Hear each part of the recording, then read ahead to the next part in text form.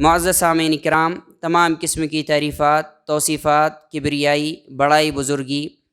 اللہ وحدہ لا شریک، خالق کائنات، مالک ارض و سما کے لیے لائق اور زیبا ہے، اور لاکھوں کروڑوں درود و سلام ہو تمام ہی انبیاء کرام پر، بالخصوص میرے اور آپ کے نبی جناب محمد الرسول اللہ صلی اللہ علیہ وسلم پر۔ خطبہ مسنونہ کے بعد آپ کے سامنے سورۃ المؤمن کی ایک آیت کریمہ کی تلاوت کی گئی، جس کا ترجمہ یہ ہے: وقال ربکم ادعونی استجب لکم،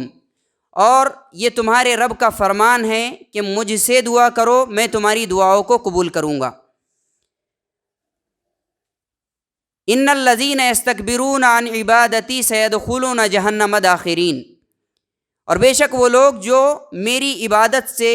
تکبر اختیار کرتے ہیں، وہ ذلیل و خوار کر کے جہنم میں داخل کر دیے جائیں گے۔ آیت کریمہ سے سب سے پہلی بات تو ہمیں یہ معلوم ہوئی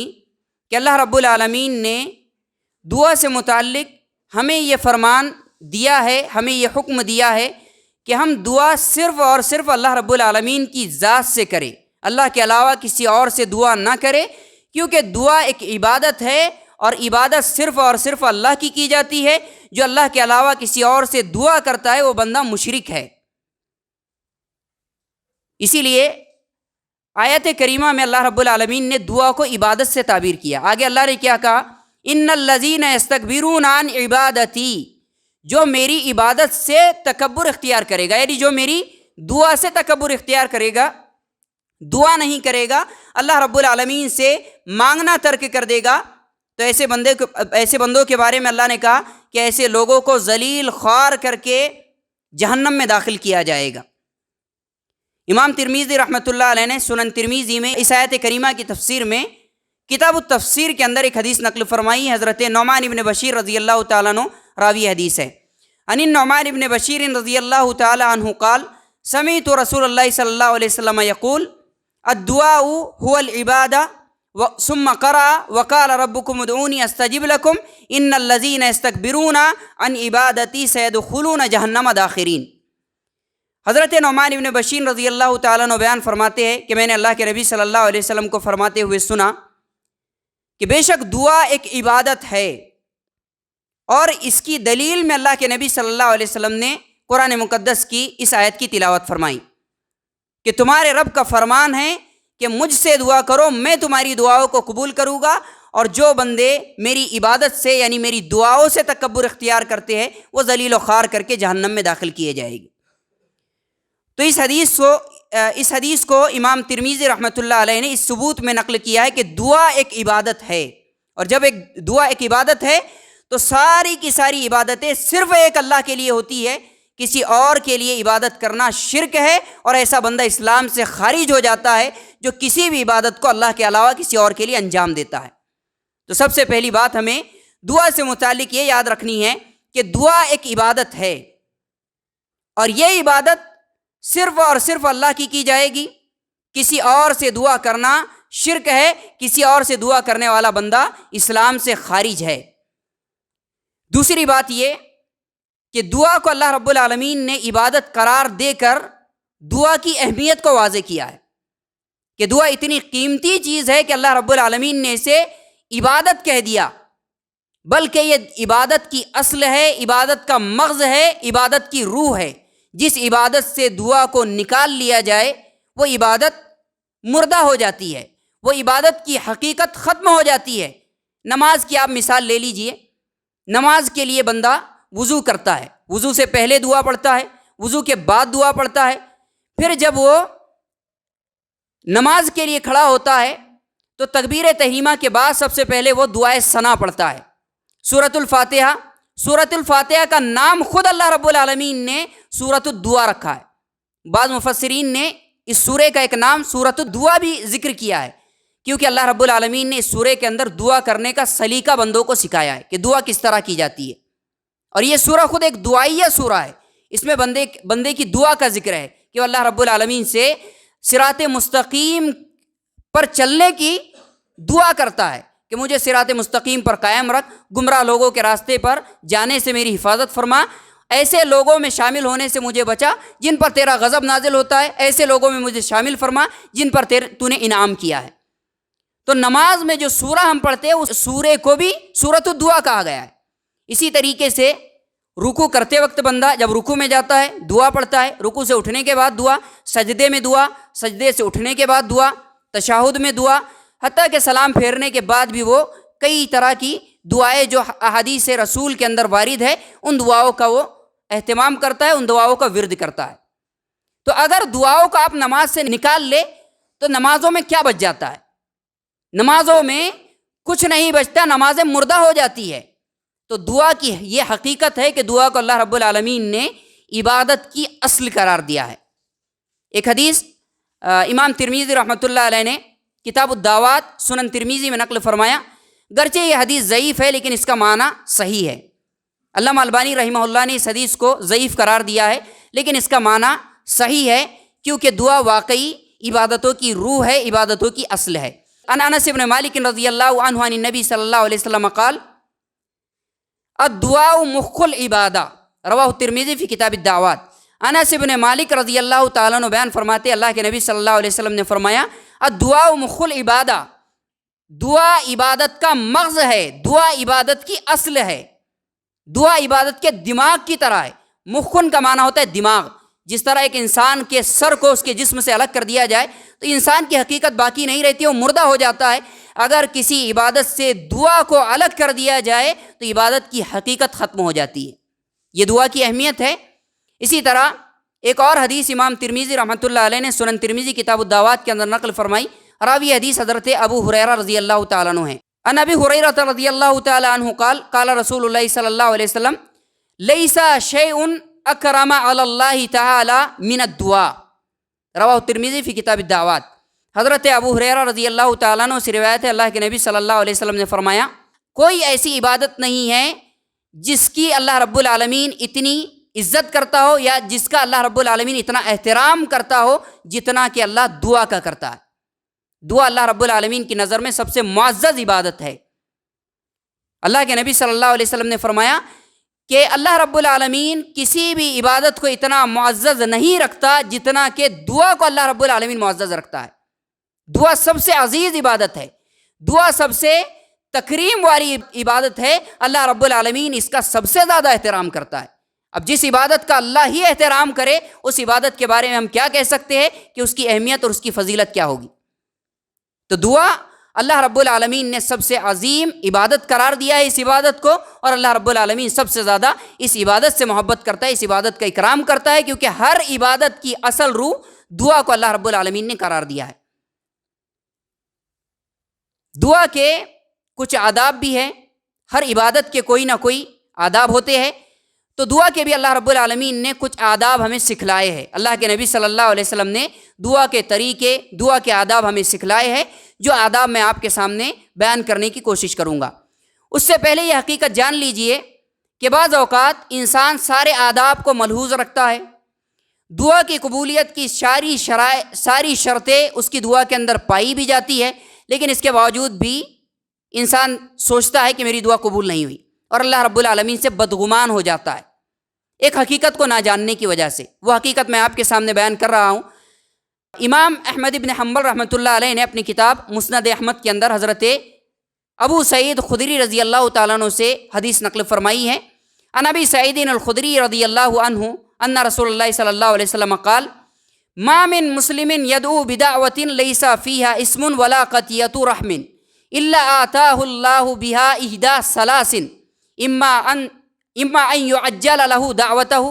واما ان يدخرها له في الآخرة واما ان يصرف عنه من السوء مثلها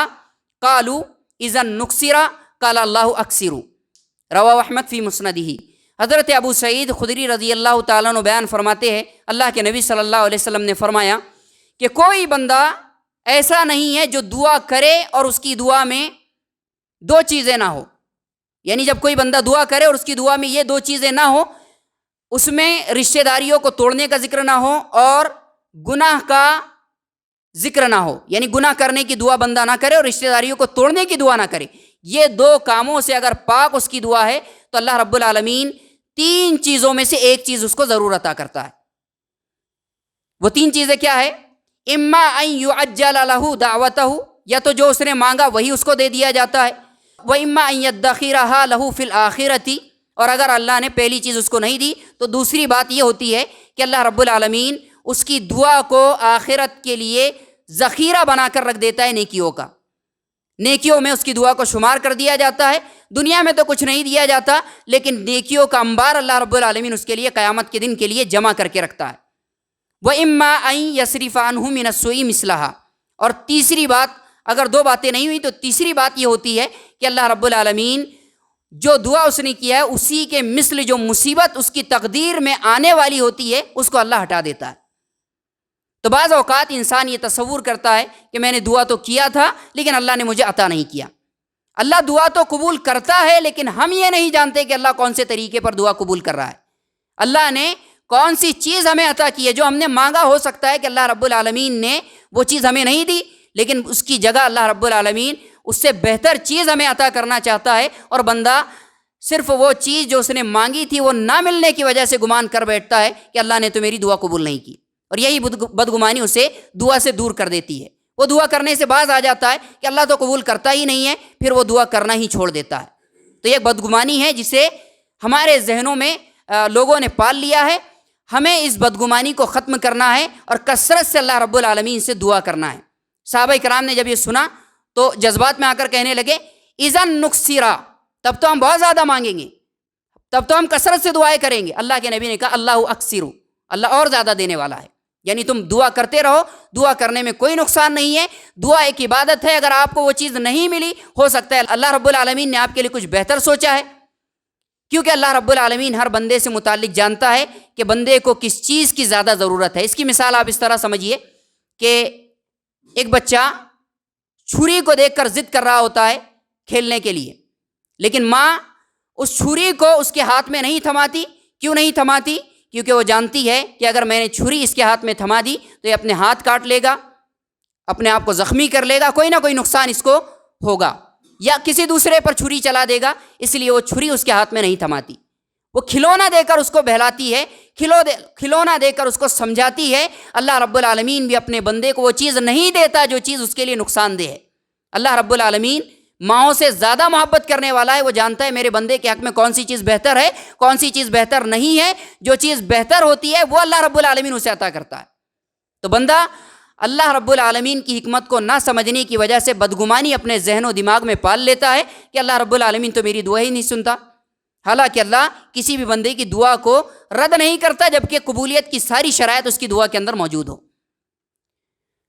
دعا کا سب سے پہلا ادب یہ ہے کہ بندہ اپنی دعا میں اخلاص اختیار کرے، کیونکہ سارے اعمال کا دار و مدار اخلاص پر ہے۔ کسی بھی عبادت کو اخلاص کے بغیر اللہ قبول نہیں کرتا۔ اللہ رب العالمین نے فرمایا فَادْعُوا اللَّهَ مُخْلِصِينَ لَهُ الدِّينَ، اللہ رب العالمین کو خالص اعتقاد کے ساتھ پکارو۔ اللہ رب العالمین کو اس کے دین کو اس کے لیے خالص کر کے پکارو، یعنی خالص اعتقاد کے ساتھ اللہ کو پکارو۔ جب بندہ اللہ کو خالص اعتقاد کے ساتھ پکارتا ہے تو اللہ اس کی دعا کو ضرور قبول کرتا ہے۔ دوسرے مقام پر اللہ نے فرمایا وَمَا أُمِرُوا إِلَّا لِيَعْبُدُوا اللَّهَ مُخْلِصِينَ لَهُ الدِّينَ، انہیں اس بات کا حکم دیا گیا تھا کہ وہ دین کو اللہ کے لیے خالص کر کے اس کی عبادت کرے۔ تو کسی بھی عبادت کے لیے شرط ہے کہ بندہ اس عبادت سے پہلے اپنے دل میں اخلاص پیدا کرے۔ جب اس کی نیت درست ہوگی تب آگے کا عمل اللہ رب العالمین اس کا قبول فرمائے گا۔ امام بخاری رحمۃ اللہ علیہ نے اپنی کتاب صحیح بخاری کے اندر سب سے پہلے نمبر پر جس حدیث کو جگہ دی وہ نیت کی اہمیت کو بتانے والی حدیث ہے۔ کیا حدیث ہے؟ ان عمر بن الخطاب رضی اللہ عنہ قال سمعت رسول اللہ صلی اللہ علیہ وسلم یقول انما الاعمال بالنیات وانما لكل امرئ ما نوى فمن كانت هجرته الى دنیا يصيبها او الى امرأة ينكحها فهجرته الى ما هاجر الیہ، رواه البخاری فی کتاب الوحی۔ حضرت عمر بن خطاب رضی اللہ تعالیٰ عنہ کہتے ہیں میں نے اللہ کے نبی صلی اللہ علیہ وسلم کو فرماتے ہوئے سنا کہ سارے اعمال کا دار و مدار نیتوں کے اوپر ہے۔ بندہ جیسا عمل کرتا ہے نیت اس کی جیسی ہوگی اس کے مطابق اس کا عمل قبول کیا جاتا ہے۔ اگر اس کی نیت درست ہے تو اس کا عمل بھی قبول کیا جاتا ہے، اگر اس کی نیت درست نہیں ہے تو اس کا عمل برباد ہو جاتا ہے۔ اگر اس کی نیت درست ہے تو اس کی دعا قبول کی جاتی ہے، اگر اس کے دل میں اخلاص نہیں ہے، دعا میں ریاکاری ہے، تو اللہ رب العالمین اس دعا کو رد کر دیتا ہے، دعا کو قبول نہیں کرتا۔ تو سارے اعمال کا دار و مدار نیتوں کے اوپر قائم ہے، تو دعا جیسی عبادت کا دار و مدار بھی نیت کے اوپر قائم ہے۔ اس کے اندر اخلاص اختیار کرنا بندے کے لیے لازم اور ضروری ہے۔ ایک اور اہم بات یاد رکھیے اخلاص کے اہمیت کے اوپر، کہ اخلاص کتنا اہم ہے اور کتنا قیمتی عمل ہے، کہ اگر یہ اخلاص کسی کافر بندے کے دل میں وقتی طور پر پیدا ہو جائے، ہمیشہ کے لیے نہیں، وقتی طور پر ابھی تھوڑی دیر کے لیے اخلاص اس کے دل میں پیدا ہوا اور تھوڑی دیر کے بعد غائب ہو جائے، تو یہ تھوڑی دیر کے لیے بھی اخلاص جو کافر بندے کے، مومن بندے کے دل میں نہیں بلکہ کافر بندے کے دل میں اگر پیدا ہو جائے تو اللہ اس اخلاص کی قدر کرتے ہوئے اس کافر بندے کی دعا کو بھی قبول کر لیتا ہے۔ کیا دلیل ہے؟ اللہ رب العالمین نے سورہ یونس میں فرمایا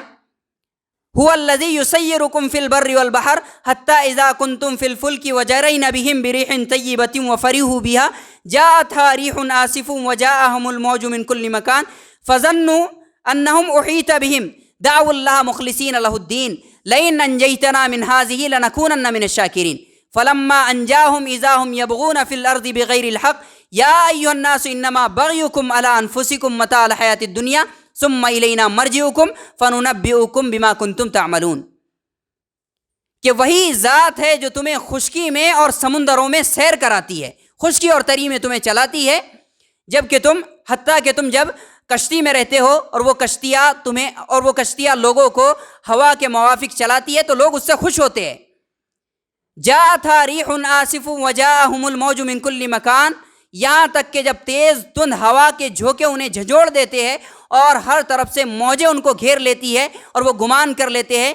کہ انہم احیط بہم، اب وہ گھیر لیے گئے، بچنے کا کوئی راستہ نہیں ہے، موت ان کو اپنے سامنے نظر آتی ہے، تو ایسے وقت کیا کرتے ہیں؟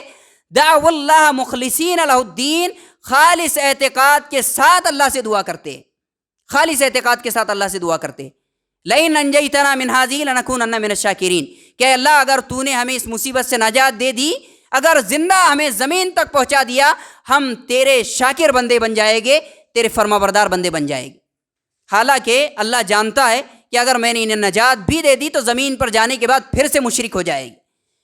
میرے وعدے کو جھٹلا دے گے، جو وعدہ یہ کر رہے اس وعدے کی پاسداری نہیں کرے گے، وعدے کو جھٹلا دے گے۔ لیکن اللہ کیا کرتا ہے؟ اللہ ان کو نجات دیتا ہے۔ کس وجہ سے دیتا ہے؟ کیونکہ وقتی طور پر جو اخلاص ان کے دل میں پیدا ہوا اس کی قدر کرتے ہوئے۔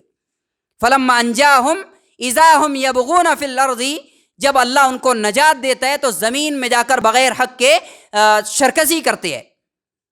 پھر اللہ رب العالمین نے نصیحت کی، یا ایھا الناس انما بغیکم علی انفسکم متاع الحیات الدنیا، اے لوگو یقیناً تمہاری سرکشی کا وبال تمہارے اپنے نفسوں پر ہونے والا ہے، یاد رکھو کہ دنیا کے فائدے بڑے ہی تھوڑے ہیں، پھر تمہیں ہماری جانب لوٹ کر آنا ہے اور ہم تمہیں تمہارے سارے کرتوتوں سے باخبر کر دیں گے۔ تو اس آیت سے ہمیں کیا معلوم ہوا؟ کہ اخلاص اتنا قیمتی عمل ہے کہ کسی کافر کے دل میں بھی تھوڑی دیر کے لیے پیدا ہو جائے تو اللہ اس کی بھی دعا کو رد نہیں کرتا، اس کی بھی دعا کو اللہ قبول کر لیتا ہے۔ تو ایک مومن بندے کو اخلاص اپنے دل میں پیدا کرنے کی کوشش کرنا چاہیے، جب اخلاص اس کے دل میں پیدا ہوتا ہے تبھی اللہ دعاؤں کو قبول کرتا ہے۔ دوسرا ادب دعا کا یہ ہے کہ بندہ خفیہ طور پر دعا کرے، لوگوں کو دکھا دکھا کر دعا نہ کرے، خفیہ طور پر دعا کرے۔ یہ بھی اخلاص سے متعلق بات ہے کہ اگر بندہ خفیہ طور پر دعا کرتا ہے تو اس کی دعا میں مزید تقویت پیدا ہو جاتی ہے، قبولیت کے چانس بڑھ جاتے ہیں۔ اللہ رب العالمین نے سورہ مریم کے اندر حضرت زکریا علیہ السلام کی دعا کا ذکر کیا۔ اللہ رب العالمین نے فرمایا کاف ہا یا عین صاد ذکر رحمت ربک عبدہ زکریا اذ نادى ربہ نداء خفیا قال رب انی وہن العظم منی واشتعل الراس شیبا ولم اکن بدعائک رب شقیا وانی خفت الموالی من ورائی وکانت امراتی عاقرا فہب لی من لدنک ولیا یرثنی ویرث من آل یعقوب واجعلہ رب رضیا یا زکریا انا نبشرک بغلام اسمہ یحییٰ لم نجعل لہ من قبل سمیہ۔ کاف ہا یا عین صاد ذکر رحمت ربک عبدہ زکریا، یہ آپ کے رب کی رحمت کا ذکر ہے جو اس نے اپنے بندے زکریا علیہ السلام پر کی تھی۔ اذ نادا ربہ نداء خفیہ، جبکہ انہوں نے اپنے رب سے چپکے چپکے دعا کی، خاموشی سے خفیہ طور پر چپکے چپکے اللہ سے انہوں نے مانگا۔ قال رب انی وہن العظم منی واشتعل الراس شیبا ولم اکن بدعائک ربی شقیا، اور دعا کر رہا ہے کہ اے میرے رب میری ہڈیاں کمزور ہو چکی ہے، بڑھاپے کی وجہ سے میرا سر بھڑک اٹھا ہے، اور یہ سارے معاملات ہیں، لیکن اے میرے رب تجھ سے دعا کر کے میں کبھی بھی محروم نہیں رہا۔ پھر انہوں نے دعا کی کہ میں اپنے وارث کے معاملے میں ڈرتا ہوں، یعنی اپنے قریبی رشتے کے معاملے میں کہ میرے انتقال کے بعد میں میرا کون وارث رہے گا، اس معاملے میں میں ڈرتا ہوں، حالانکہ میری بیوی بانجھ ہے، تو اپنی جانب سے مجھے وارث عطا فرما، یرثنی ویرث من آل یعقوب واجعلہ ربی رضیہ، اے میرے رب ایسا وارث عطا کر جو میرا بھی وارث ہو، بنی اسرائیل کا وارث ہو، یعقوب علیہ السلام کی اولاد کا وارث ہو، یعنی بنی اسرائیل کا وارث ہو، اور اے میرے رب واجعلہ ربی رضیہ، اسے مقبول بندہ بنا کر عطا فرما۔ تو پھر اللہ نے کیا کیا، یا زکریہ، اے زکریہ، انا نبشرک بغلام اسمہ یحییٰ، ہم تمہیں ایک ایسا بندہ عطا کر رہے ہیں، ایک ایسا بیٹا عطا کر رہے ہیں جس کا نام یحییٰ ہم نے رکھا ہے، اور اس نام کا ہم نے کوئی بندہ اس سے پہلے پیدا بھی نہیں کیا۔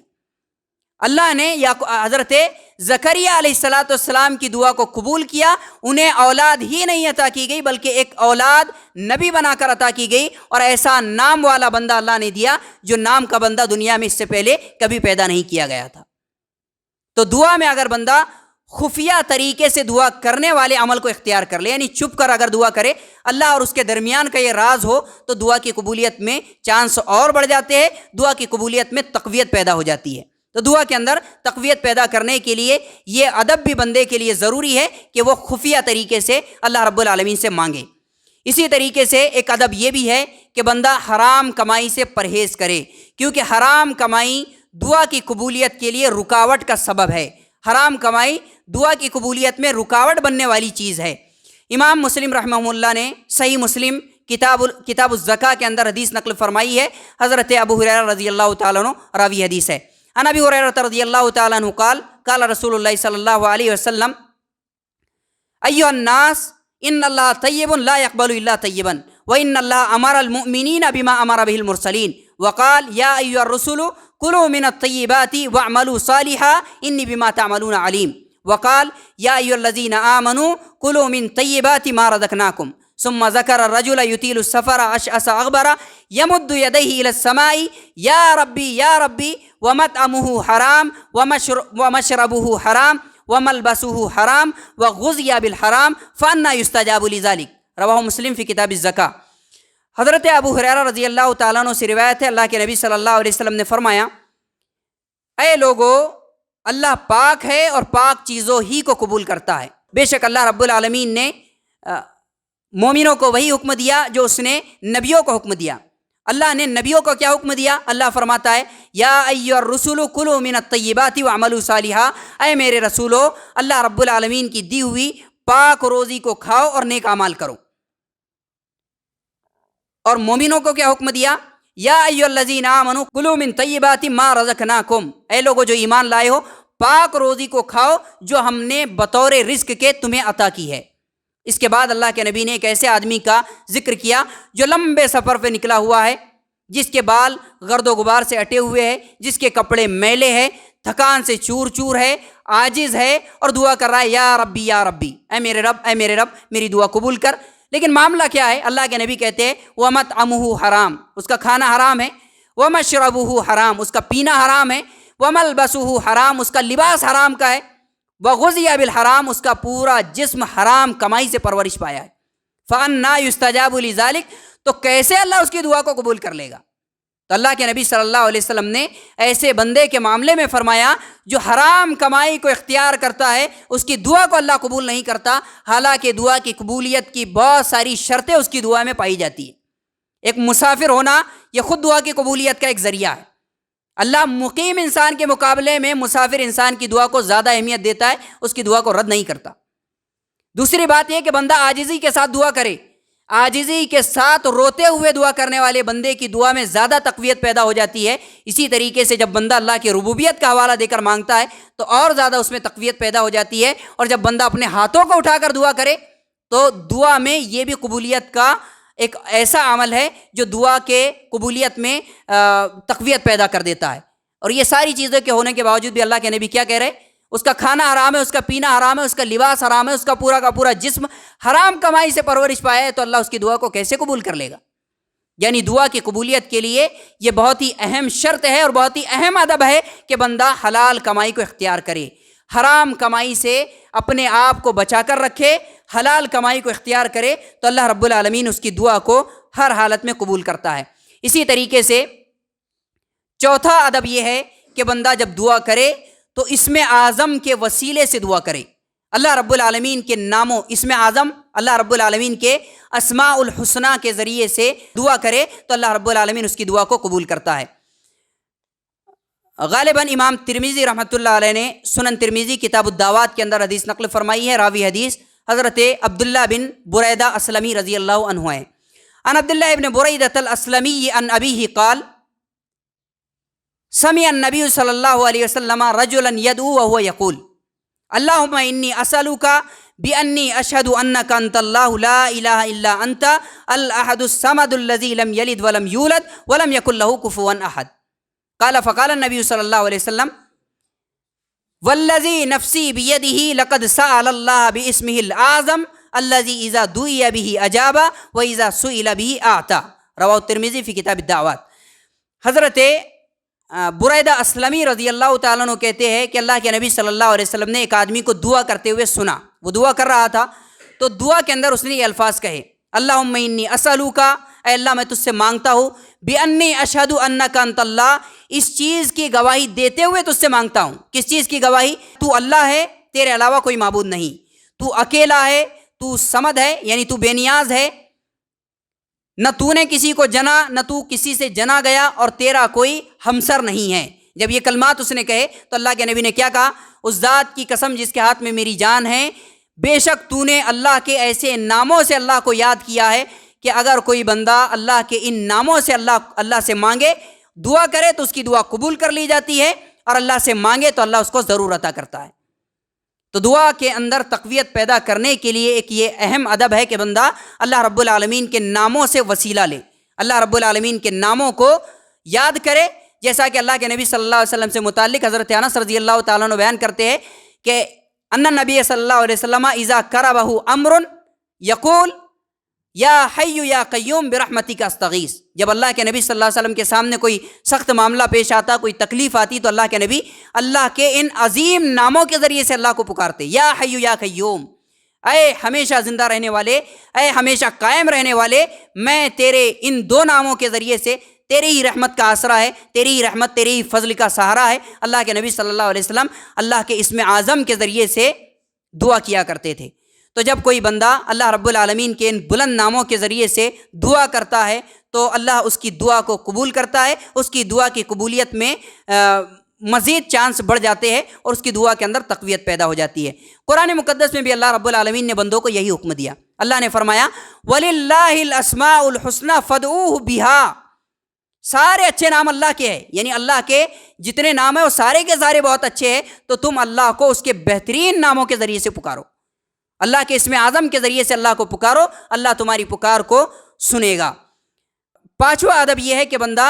جب دعا کی شروعات کرے تو دعا کی شروعات حمد و ثنا سے کرے، حمد و ثنا سے جب دعا کی شروعات کی جاتی ہے تو اللہ رب العالمین اس دعا کو بھی قبول کرتا ہے۔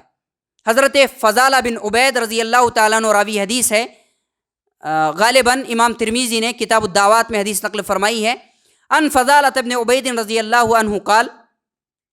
بین رسول اللہ صلی اللہ علیہ وسلم قائد اذ دخل رجل فصلى فقال اللهم اغفر لي وارحمني فقال النبي صلی اللہ علیہ وسلم عجلت ایها المصلی اذا صلیت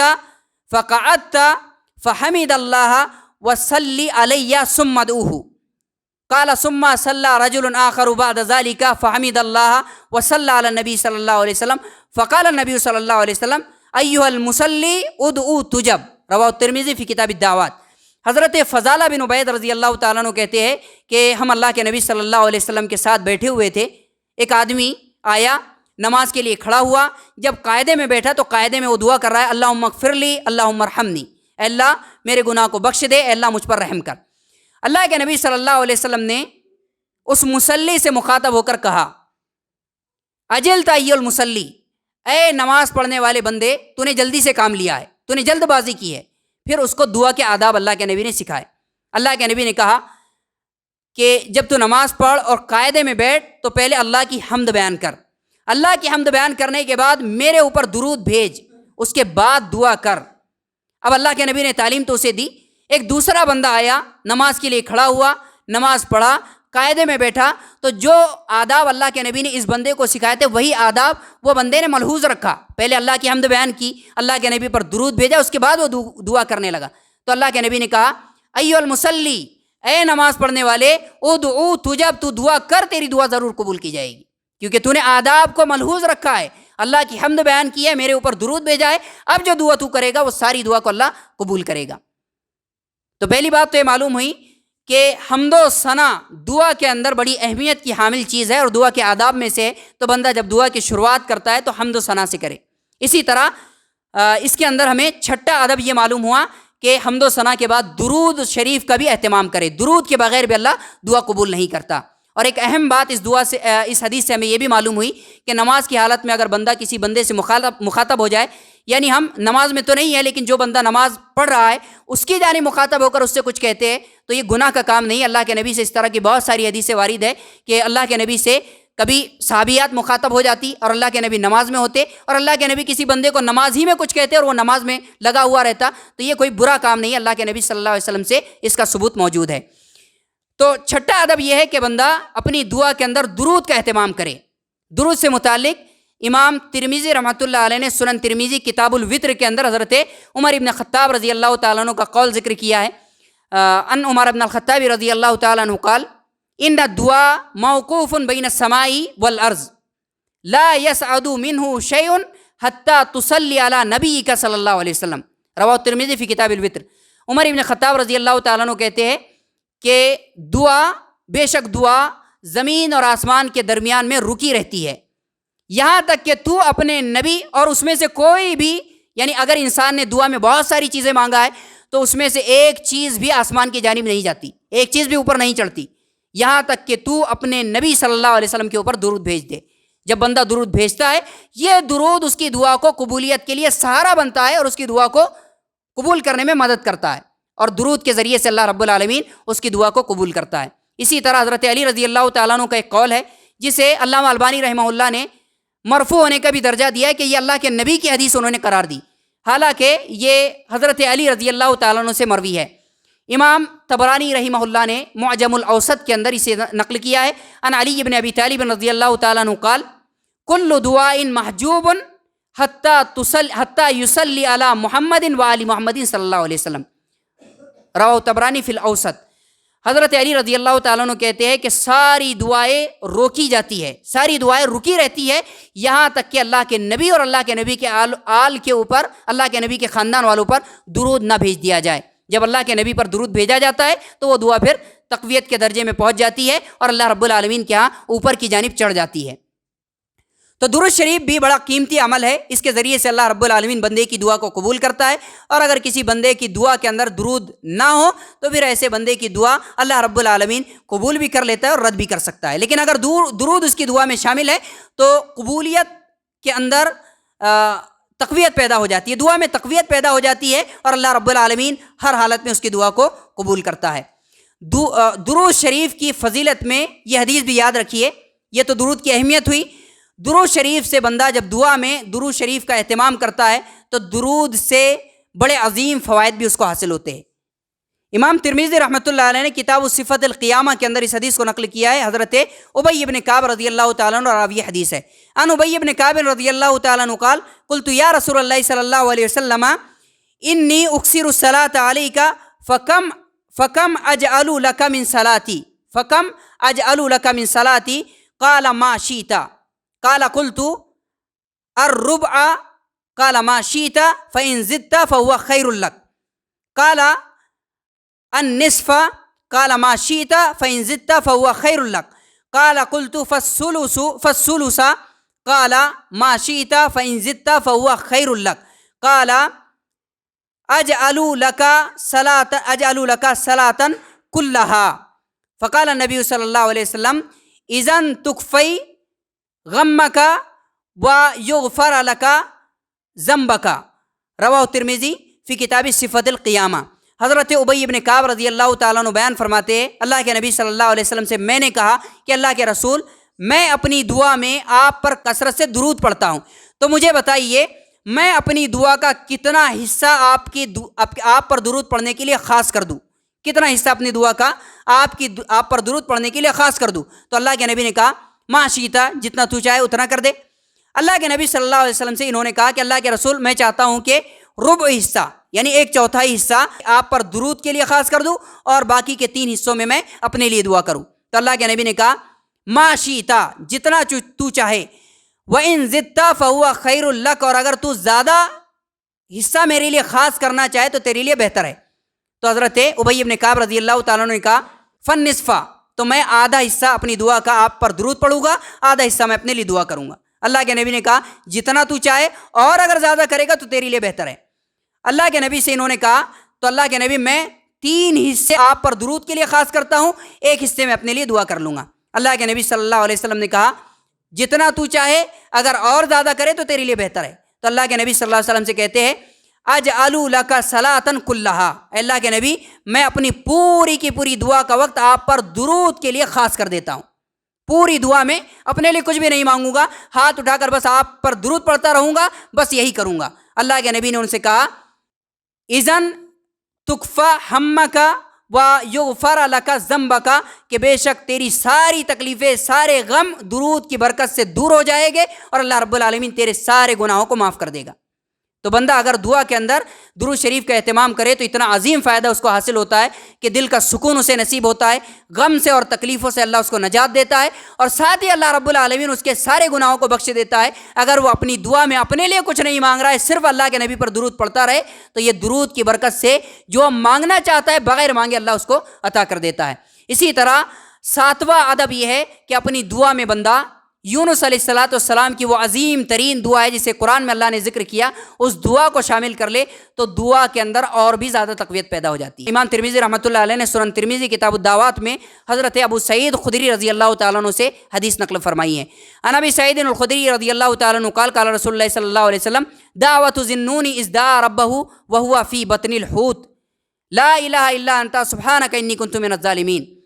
फ़इन्नहु लम यदउ बिहा रजुलुन मुस्लिमुन फ़ी शैइन क़त्तु इल्ला इस्तजाब अल्लाहु लहू, रवाहु तिरमिज़ी फ़ी किताब दावत। हज़रत साद इब्न अबी वक़्क़ास रज़ी अल्लाह ताला अन्हु फरमाते हैं, अल्लाह के नबी सल्लल्लाहु अलैहि वसल्लम ने फरमाया कि यूनुस अलैहिस्सलाम की वो दुआ जो उन्होंने मछली के पेट में मांगी थी, ला इलाहा इल्ला अंता सुब्हानका इन्नी कुन्तु मिनज़ ज़ालिमीन, कि अल्लाह तेरे अलावा कोई माबूद नहीं, तू पाक है, मैं ज़ालिमों में से हूँ। ये जो दुआ है, अगर कोई बंदा इस दुआ को अपनी दुआ में शामिल कर ले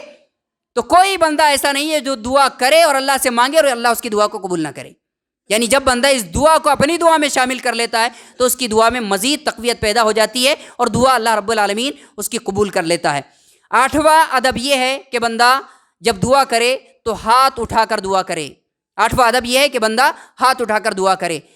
इमाम अबू दाऊद रहमतुल्लाह अलैह ने सुनन अबी दाऊद किताबुस्सलाम में हदीस नकल की हज़रत सलमान फ़ारसी रज़ी अल्लाह ताला अन्हु से, अन सलमान अल फ़ारसी रज़ी अल्लाह ताला अन्हु क़ाल क़ाल रसूलुल्लाह सल्लल्लाहु अलैहि वसल्लम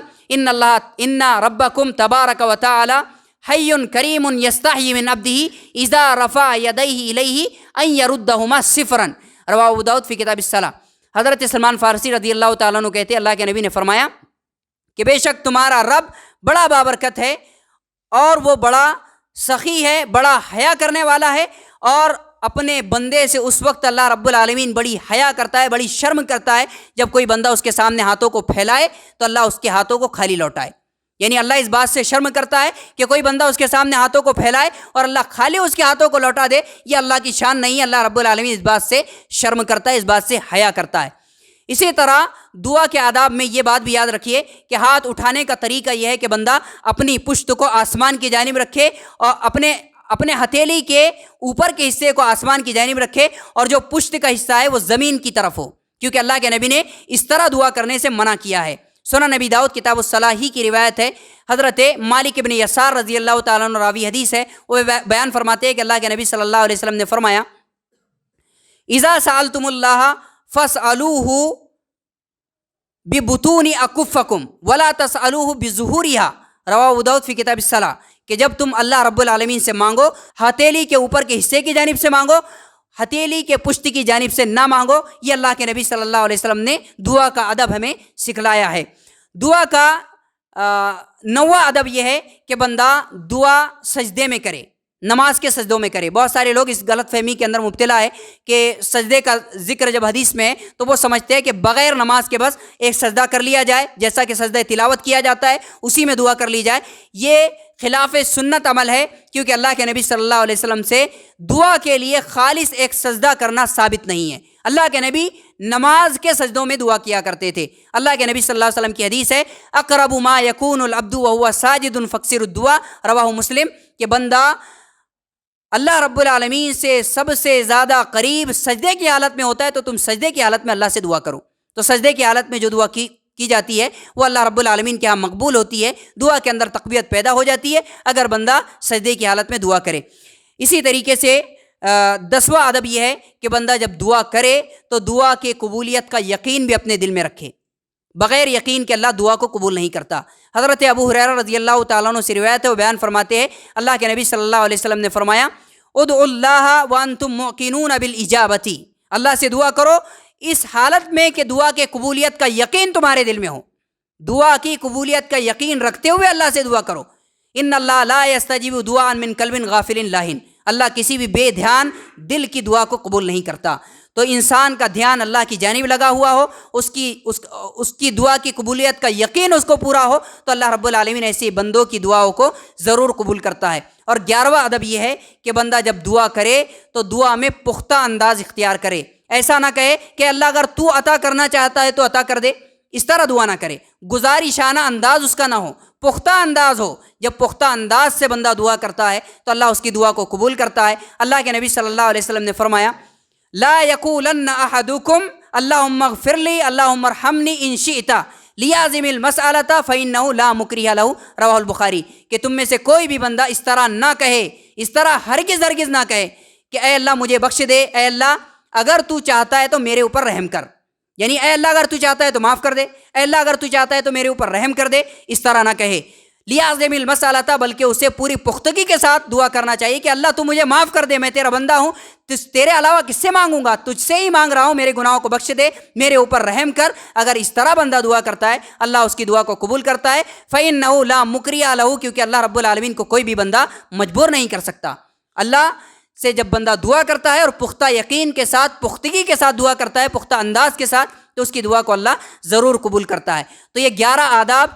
سب سے اہم آداب جو آپ کے سامنے میں نے ذکر کیے ہیں، یہ دعا کی قبولیت کے اندر بندے کو، یعنی بندے کی دعا کو قبول ہونے میں بندے کی مدد کرتے ہیں. اگر ان آداب کو ملحوظ رکھتے ہوئے بندہ اللہ رب العالمین سے مانگتا ہے تو یقینی طور پر اللہ رب العالمین اس کی دعا کو قبول کرتا ہے. اللہ رب العالمین سے دعا ہے کہ اللہ رب العالمین جب کثرت سے ہمیں دعا کرنے کی توفیق عطا فرمائے، اور جب بھی ہم دعا کریں تو ان سارے آداب کو ملحوظ رکھتے ہوئے دعا کرنے کی ہمیں توفیق عطا فرمائے. کتاب و سنت کا صحیح فہم عطا فرمائے، کتاب و سنت کے مطابق زندگی گزارنے کی توفیق دے. آمین وما علینا الا البلاغ.